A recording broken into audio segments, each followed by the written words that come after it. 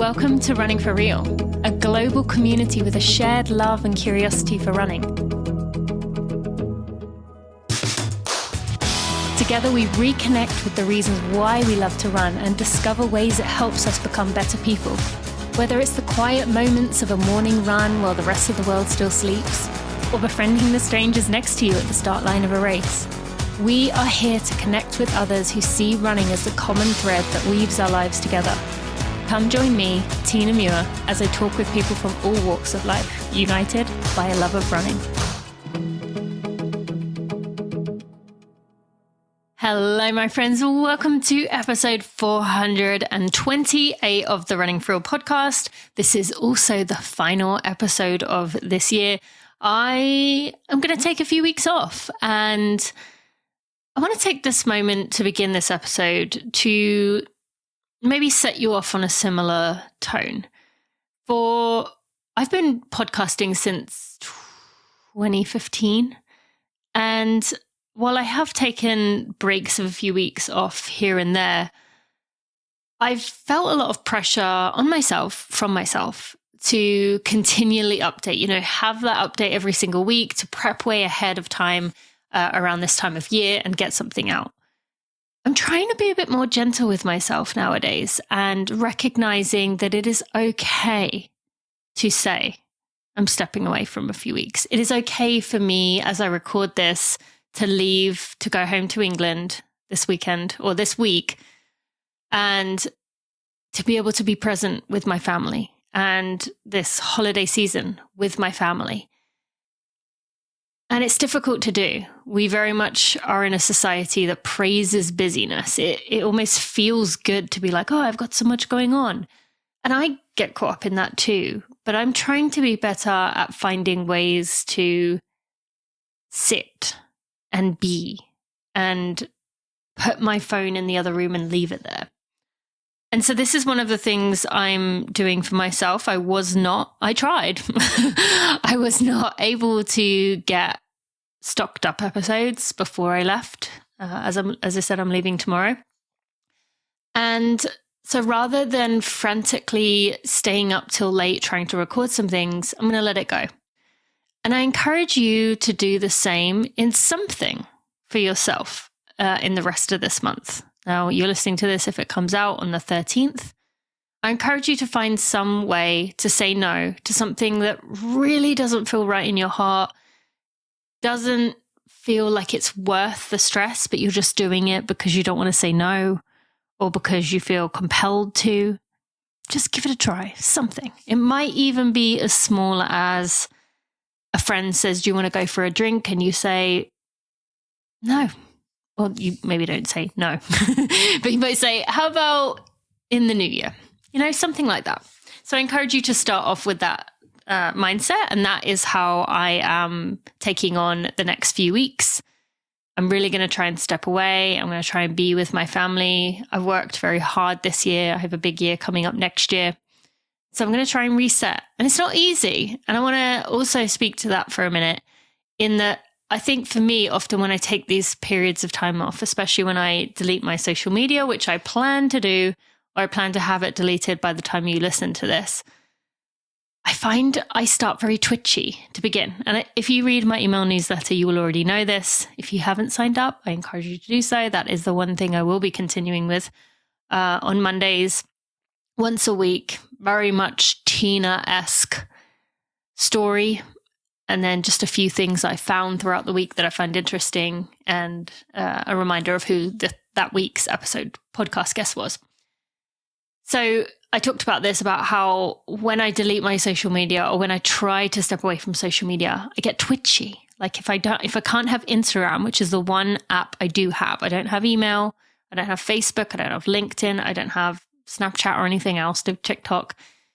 Not that I use those anyway. I find myself clicking on Strava or my bank or Whoop or other apps that I don't really need to be spending time on, but I want to get that hit, that fix. And I find it takes me a little while to settle in.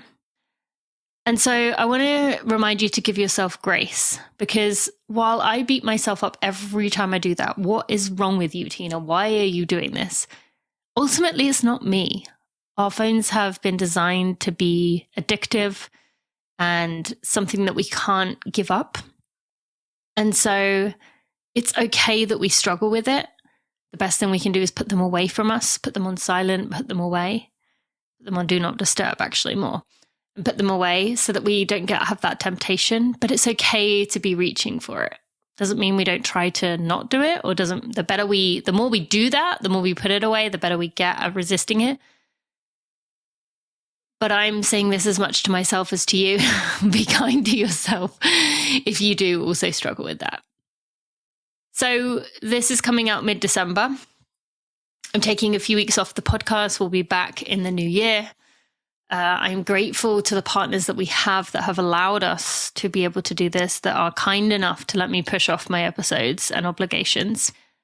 And so I want to begin before I go into my updates. I've got some sections on this fall season and what that involved work-wise, some things that I've really been proud of, updates on my surgery. I'm going to give you a very frank and honest update there. And no, it's not all sunshine and rainbows.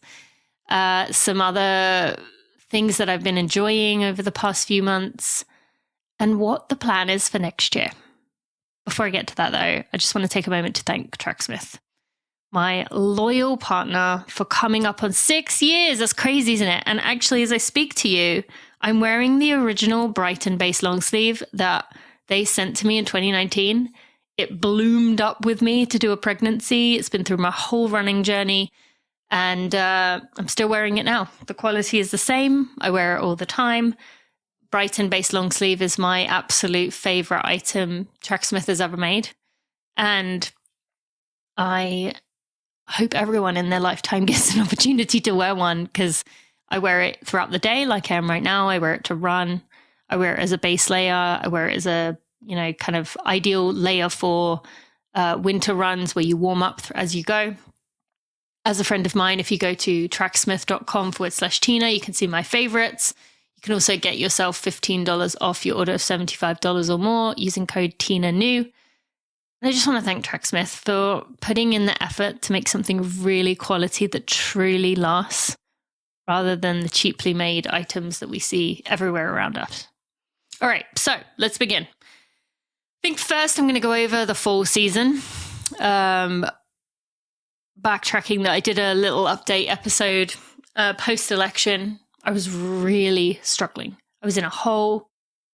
I was wondering whether I should bother doing what I was doing, especially what I'm about to share with you of how successful the fall season was. Things were feeling good going back from New York. And then all of a sudden it felt like everything I do is for nothing. So now I have rebalanced myself. I gave myself that time to grieve and be down and sad and kind of feel sorry for myself, be angry. Now I'm, bouncing my way back. And now I can reflect on the fall season, which was amazing.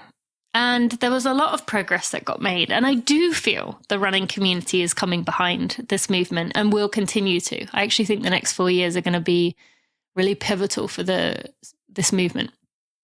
In September, I went to New York for Climate Week, and I hosted 2 events there, one with this amazing nonprofit called Imagine 5. If you do not follow Imagine 5 on social media, go find them right now. They give the most positive, uplifting, hopeful, optimistic things that are happening in the world climate-wise. It is my favorite account to follow. Everything is beautifully done. They really do a good job with everything. And it is a great place to see the good news, the good things that are happening, and not in a toxic positivity way, but just a genuine way. So I encourage you to follow them if you don't already. I hosted an event with Imagine 5, which was this mindfulness run. And it was the first time I really felt like I was hosting something that was sustainability, environmentalism first and a run second. At that time, I was still not really running from my surgery. And so I would do, I think, 2 minutes of running, and then I had to do 2 minutes of walking. And at any other time in my life, that would have been really embarrassing. But it really didn't feel that way for that event. And it was just beautiful and special and meaningful. And I really enjoyed it. I also hosted an event at the New York Roadrunners Run Center, which was a sport an environmentalism focused conversation. It was the first time I really got challenged to go beyond running and interview people who were in the environmentalism space, but were not technically in running, didn't really understand running or care for running, probably. And it was a huge opportunity for me. And I feel really proud of the performance, is that the right word, that I gave on that. And so I was really excited to interview someone from SailGP, Fiona Morgan, Annie Horn, who was the Director of Sustainability and Social Responsibility for the MBA, and Jessica Murphy, who is a professor of ecology. And it was just a great conversation. I really enjoyed being stretched in that way. And I hope to do more of those next year. So we'll see. Then we went into the marathon season, starting off with Chicago. In 2023, Chicago, I had a complete meltdown. That was when I really struggled to wonder why I was doing what I was doing. Seems to happen about once a year, huh? And this year I felt optimistic. There were some frustrating moments. I really had pushed through refill stations, and some of the people at the refill stations weren't doing what they were supposed to be doing. But thankfully I had a bike so I could ride over to the refill stations and go check in. But overall it was inspiring, and it was really cool to see this initiative with Culligan, who you may know from your childhood. My husband always talks about Culligan, not always talks about. He told me he remembered Culligan ads when he was a kid. Culligan made these aluminum water bottles that were reusable, and people could take them with them. I will admit not many people did take them with them, but they'd never seen these before. And so I think, again, the messaging needs to come around of hold on to these. But they had those bottles. They were beautifully made for the marathon specifically. They had refill stations all around the start and finish area for runners to use. I definitely saw an increase in the number of runners carrying their own handhelds, which is one of the things I feel most passionately about, is getting most of us out there carrying our own handhelds. I think that's the best way to run your best, because you can have your own product, your favorite fueling or hydration in that handheld, and it's so easy to get a refill. For the record, I've said this many times, Hydro Pack Sky Flask is by far and away my favorite. I like the 350 ml. Some people like the 500, but I prefer 350 and more refills. And when it comes to going in it, of course, I am putting Precision in there. You've heard me talking about Precision for years now. I use their gels in my races. And I'm excited that I'm finally going to be able to get using them again. More about that later with my surgery. But Precision also has these electrolyte tabs, which you can take their free test by going to the link in the show notes that has the Precision free planner that you can use. And it will tell you whether you want 500, 1,000 or 1,500 strength of electrolytes. Anyway, that's what I put inside my Hydro Pack Sky Flask to carry in my races, and will be moving forward. And then the other exciting thing with Chicago was they took the lids, what would it be called? You know what holds together a 6-pack of cans? They usually have those plastic ones. Well, the Chicago has these very thick plastic ones that aren't the ones that we get told, sea animals get their necks caught in. But now they make these kind of bigger, heavier duty plastic ones. Those were all collected up last year and made into these really cool keychains that were designed by a local artist. And so that was another beautiful example of being creative and the hard work the Chicago team puts in. Then I went on to Toronto, and I love that race. It's just got such a small town vibe feel to it, but also Toronto's not small. And so it strikes a balance really well. I got to speak at the expo. I got to do my first 5K post-surgery. I had to run walk it. And I was grateful for my friends Haley Price and Alex Hermanson, aka Herm Runs, to join me for my run walk across the 5K. And I wore my trash skirt. And then I went directly to speak on the expo at the expo. And I also hosted a plugging event there, which was fun, as I did in Chicago, actually, on that note. And so I had a lot of fun at Toronto, got to go on the Citius Mag live stream. It was just a fun weekend. And I definitely encourage people to check out that race if you're looking for one to do in the fall. Then I went on to, well, I'll talk about San Diego in a minute, but the final marathon of the year was, of course, New York City. And as always, it was amazing. I was a bit sad not to be running this one this year, but I did get to do the 5K and I ran the whole thing, which was so exciting because it felt like such a huge step. I got to run it in the Trashka. We hosted a plugging event the day before, and I ran the 5K with one of my best friends, Michael Clemens, who was the person who took care of me post-surgery. So it was a really special moment for him to be there with me. And yeah, it was a fun weekend. I loved hosting a dinner, as I always do, the weekend of New York, just kind of very thoughtful, slow down weekend for people for women primarily to come into this space and just drop the brands or the people you're working for at the door and just be yourself. It was a beautiful evening hosted with Erin Bailey and Abby Bales, just a really nice time. New York was wonderful. And the biggest thing with New York was that we had a New York Roadrunners Team for Climate. And that meant 250 runners were on the climate team, essentially. They had a special tent that was heated by electric generators. We had all sustainably made food and compostable items that could be taken away and disposed of carefully and intentionally through compost. Everyone took the Staten Island ferry to the start line. And by the way, I met the singer who was doing the national anthem on my way to the start line, which was so fun to talk to him about his journey as a Broadway child actor.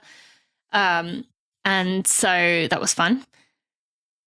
And then the runners went off. They got their own start line. We walked them across. I got to speak to the runners, kind of give them a bit of a pep talk before. So New York was just a really fun weekend.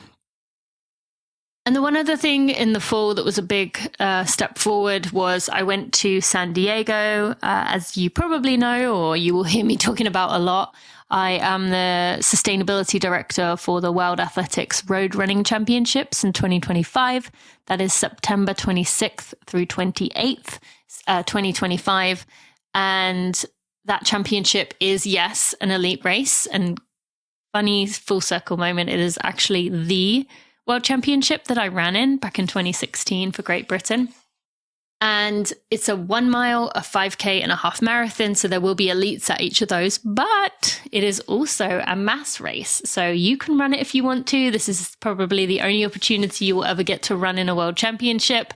And I think it's the first time it's been in the US. Don't know when it would ever be back in the US again. So if you want to come join, I'm working on some really cool initiatives with this championship. World Athletics is pretty passionate about sustainability, so they have pretty high standards, and I'm doing a lot of work on the background to get things ready for that. And I will actually do a full episode about that at some point of what does a sustainability director do exactly? What are these areas? But some of the things I'm trying to get done that are not confirmed yet, but actually, if I could get feedback from you, if I can get some support from runners to show that these matter and you really love these ideas, that will help me a lot. So the biggest thing I'm working on is I really want the medals to be made from, I've been working with a local indigenous community in San Diego, the La Jolla Band of Indians. And we are looking at having them make the medals out of local oak trees that were diseased on their property by wood borer beetles, having them cut the medals and the medals be designed by a local artist, this really cool graphic designer, or I don't think it'd be graphic designer, he'd just be a designer, I guess, artist called Koi Sun. You can also find him on Instagram. Would encourage you following him. It's a really fun follow. Getting him to design the logo for that. And I just think it's such a beautiful circular example of working with local community, supporting local community. This woman, Jolene, is fantastic from the Indigenous community. And just having that, the medal will go back into the ground after we're done with it, and it's made of local wood, and it's, everything is done locally. So I really want that to go through, and I hope it does. And then the other piece is I'm working with my friend Chris Burrows, who founded Garden 31. He is formerly incarcerated himself, and he works with formerly incarcerated youth to teach them organic farming, to get them to kind of, rethink their choices in life. It is beautiful work what he does. We're planning on doing all kinds of events with him, a tree planting, potentially a legacy garden, some, educational pieces that will happen race week. He's also one of the official charities. And on that note, if you would like to come join in San Diego, I would love to have you race. If you do, please sign up, check the green runner box. If you check the green runner box, you're essentially on my team. And you will be able to, we are going to have all kinds of fun initiatives that will just make you feel really good, and you're supporting the work that we are doing. You are giving a donation to Garden 31. It is really cool. So there's a link in the show notes to go sign up for that if you like. I would love to have you join us. Okay, before I go on to the next pieces, the smaller updates, I guess, and also planning for 2025, just want to take a moment to thank Lever for their support of Running for Real and this episode. So let's just take a minute to thank them.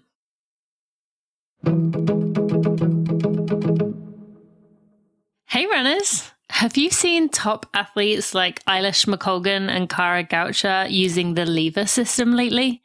If not, let me fill you in on why this just might be the game changer you've been waiting for. The lever system is an innovative way to reduce your body weight while exercising on a treadmill, which means less impact on your joints. Imagine being able to push your limits without the fear of injury holding you back. Whether you're coming back from an injury, looking to increase your running volume, or wanting to add some serious speed work to your routine, Lever has got you covered. What's even better, the Lever system is incredibly portable. It sets up on your home treadmill or at your local gym in under 2 minutes. Yes, you heard that right. Less than 2 minutes and you are ready to go. And because we know you'll love it, we've got an exclusive deal for you. Use the discount code TINA, T-I-N-A, to get you 20% off your purchase. Trust me, your joints, Achilles, and sore muscles will thank you, and so will your future self. So check out Lever today and take your running to the next level. Also, give them a follow on Instagram at Lever, that's L-E-V-E-R, at Lever Movement, and learn more about how they are partnering with the endurance community. Happy running.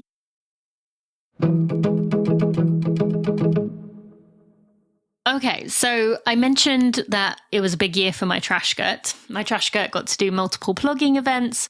I also did 3 5Ks this fall in Chicago, in Toronto, and in New York. It got to do 5Ks, which was so fun. And got to have a lot of conversations with people, also look up new stats for the locations that I was in each time, which was really fun. I did a lot more speaking events this fall, really starting to get momentum in terms of opportunities to bring sustainability to the forefront of the running conversation.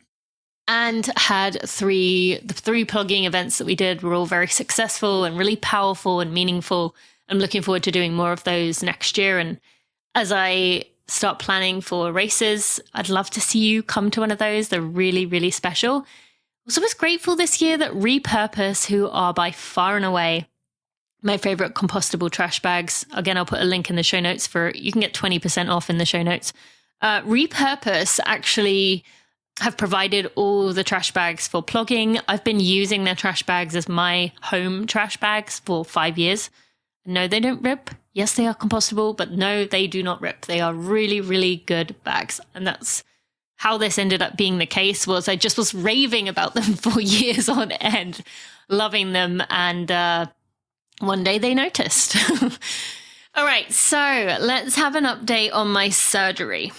So I had my surgery on my Achilles, Haglund's deformity removal, Achilles debridement, which basically means cleaning up my Achilles. He removed 40%. My surgeon removed 40% of my Achilles at the attachment site and removed the bursa. If you know someone who is dealing with insertional Achilles pain and they have a bump on the back of their heel, definitely encourage you to go send them to the episode I did with my surgeon, Dr. Haight Manick, with Stephanie Howe, and with physical therapist Anna Robinson. We did a very in-depth episode on Haglund's deformities, and it might be very helpful for them. So I'm now 7, coming on 8 months post-surgery. I am now finally back running. Last time I updated was in August. I believe it was right around when I did Western States, and I was not really running. I was allowed to run across the finish line, but that was it with my best friend Ryan. And yeah, so since then it was tough. The 4 to 6 month mark was really difficult because it just felt like it was never going to end. I really was doing all the PT, doing all the strength training, doing all the cross training, but it felt like the running I was being told, not yet, not yet, not yet, not yet. And so it was hard to keep going with all the PT, like wondering where the other side was. And then it felt like at the 6 month mark, it just kind of jumped over it just suddenly took a turn and everything started to come together. I did have some issues with my peroneal tendon. I've always had issues with my peroneal. And I started to have issues with that as I began to run again. But those evened themselves out, leveled out. And then thankfully that was okay. And I didn't really have any problems beyond that. And so now I'm at the point, as of I record this, that I am up to 45 minutes. Hopefully today I'm going to do 50 minutes at a time. We are testing out doing 2 days of running, 1 day off. And so things are coming together. I mean, I am a hell of a long way from being in race shape, but it's good progress and it's good journey. And it's been a humbling experience the last few weeks because I started off when I was running, 10, 20, 30 minutes where I could run 7-minute pace, like 7-minute miles for 3 to 4 miles. And I was breathing hard, but I could handle it. And then as I've crept up, my fitness has caught up with me and I've not been able to keep that pace. And not only have I not been able to keep the pace, but I've had to slow significantly because that's where I'm at right now. And that's okay. I am somewhat tentatively eyeing a potential race in May, 100K. However, I recognize that is probably a long stretch and unlikely. And if that is the case, then that is the case. It's okay. I don't mind if I'm not able to do that. And it just gives me something to focus on and work towards. But right now, I'm just enjoying getting back out there. Still not completely pain-free, but that's okay. I'm working very closely with my PT, with my sports doctor person, Brennan Donahue, who was also in that Haglund's episode.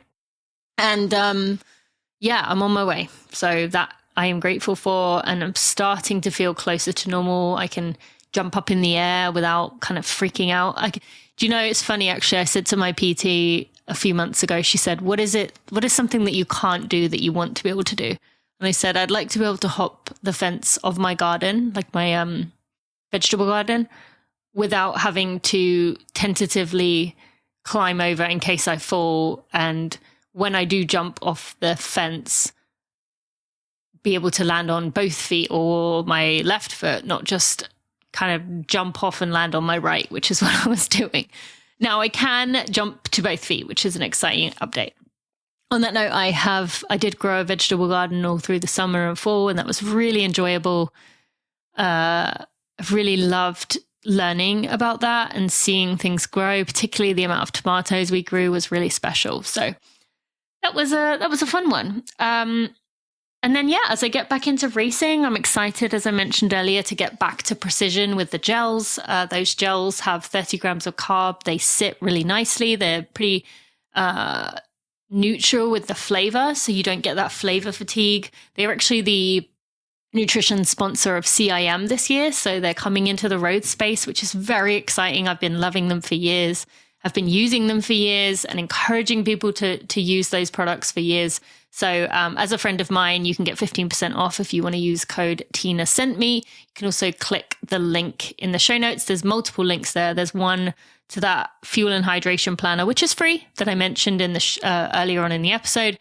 And there is a link to the products that I love, the gels, the mint and numb and chews, and I take the pH 1000, which is the electrolytes.